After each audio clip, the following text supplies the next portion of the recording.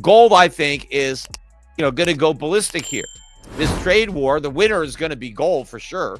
I mean, gold's going much, much higher.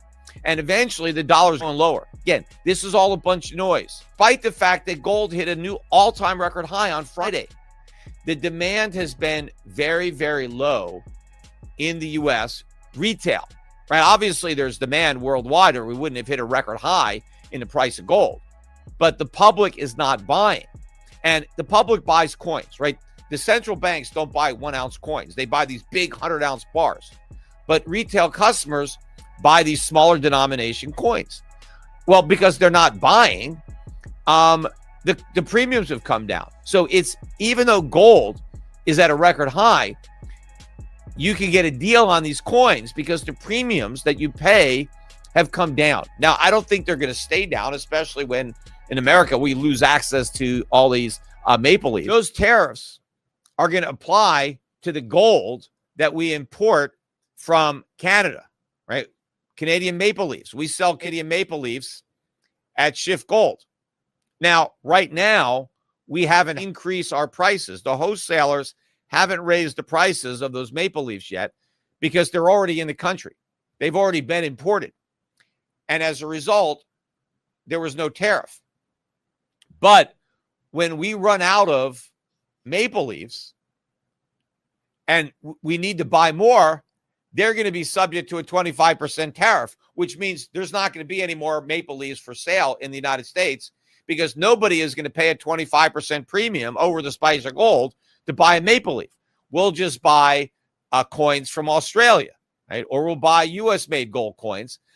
Now, once maple leaves are off the market in the United States, the premiums for a lot of the coins that compete with the maple leaves will go up. Now, it's not like it's going to make a big deal to Canada because, again, if America doesn't buy those coins, they'll sell them to someplace else. There's plenty of demand in Europe and in Asia for Canadian maple leaves.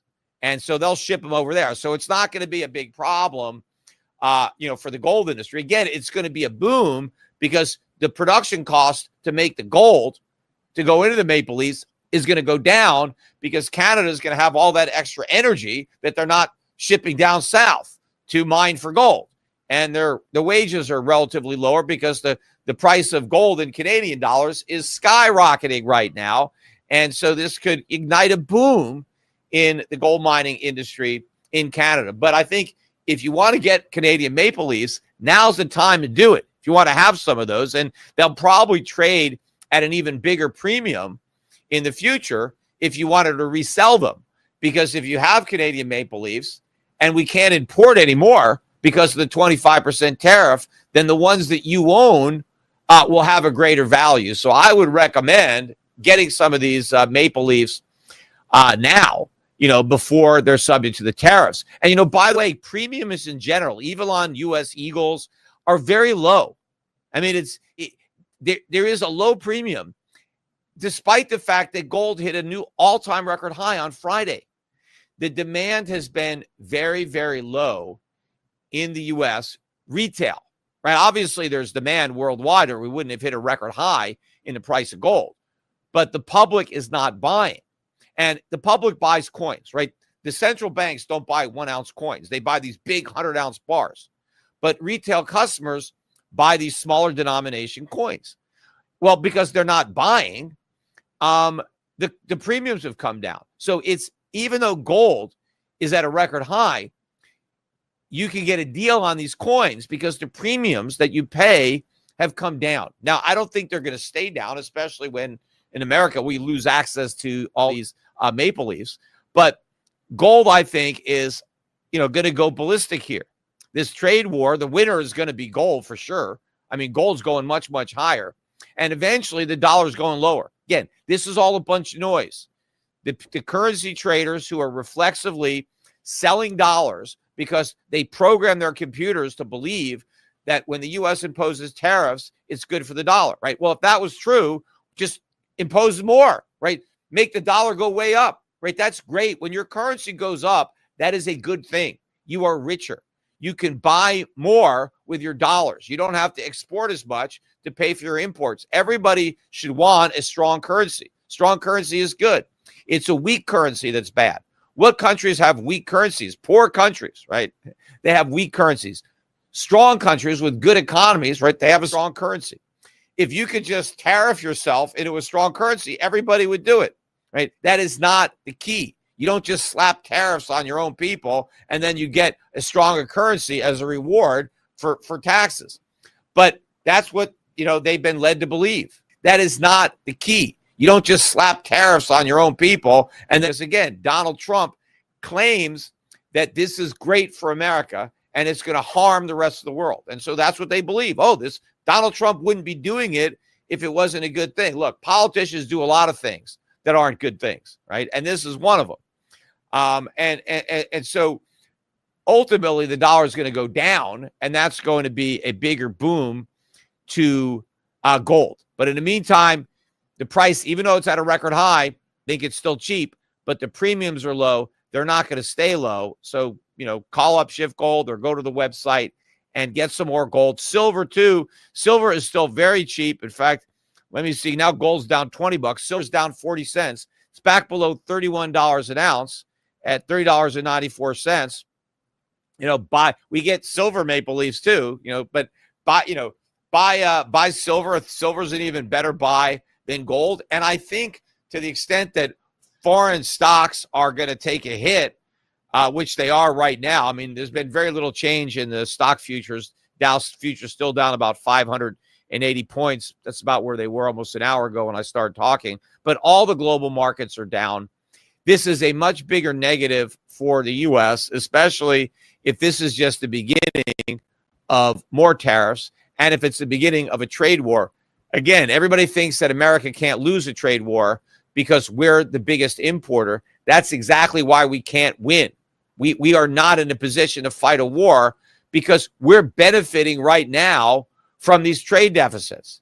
The rest of the world has to bear the burden of financing those trade deficits. And not only does the world supply us with the goods that we don't produce, they loan us the money that we don't save, right? So we're taking them all for a ride and basically trying to bite the hand that feeds us without realizing that we're being fed.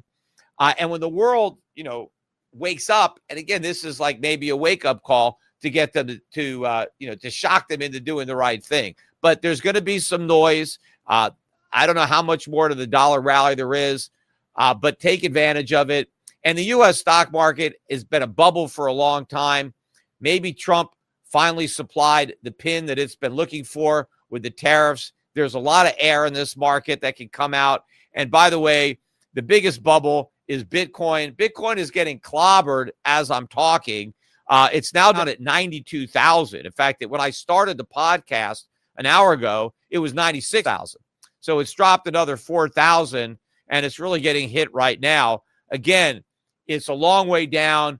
Bitcoin got a huge pop on the idea that the U.S. government was going to buy it. Ain't going to happen. Again, Donald Trump set up a committee to study a Bitcoin reserve precisely because he has no intention of actually creating one. He has no intention of buying one. And so he was able to basically throw the supporters a bone by setting up a committee. As I said, that's what politicians always do when they don't want to do something. They set up a committee to study it because then they can act as if they've done something. Well, there's not going to be a recommendation to do anything. And even if there was, it wouldn't be followed. But based on who's on the committee, there's no way they're going to come out with a recommendation. And there's no way Congress is going to pass that Loomis bill.